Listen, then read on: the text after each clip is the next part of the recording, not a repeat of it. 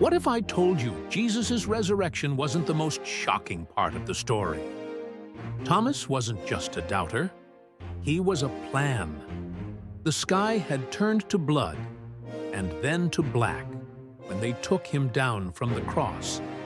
Joseph of Arimathea, his hands trembling, had gone to Pilate himself to beg for the body.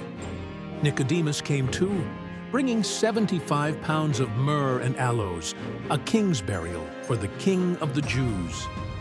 They wrapped him in linen, the spices clinging to his torn flesh, and laid him in the tomb that had never been used. A stone, massive and cold, was rolled into place. The Roman seal was set. Guards took their positions.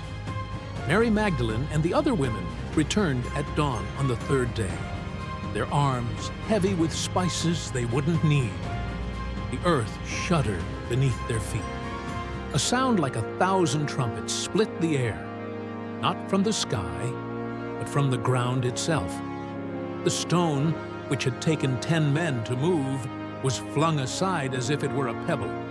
The guards, trained for battle, collapsed like dolls. Inside the tomb, the linen wrappings lay in perfect folds, undisturbed but empty, like a cocoon after the butterfly has taken flight. Suddenly, a voice cried out, "Woman, why are you weeping?" Mary turned, her vision blurred with tears, and saw a man she thought was the gardener. Then he spoke her name, Mary.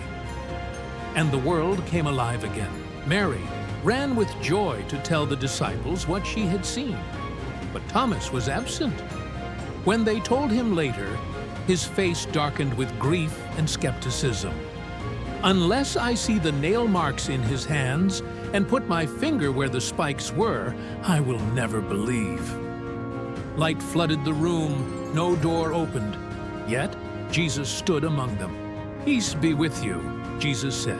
Then, his eyes locking onto Thomas, "Put your finger here. See my hands. Reach out your hand and put it into my side.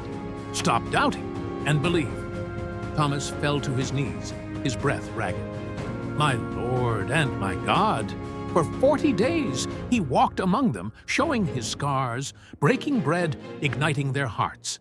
Then, on the Mount of Olives, as they clung to his every word, he rose, ascending until a cloud received him. 2 men in white appeared.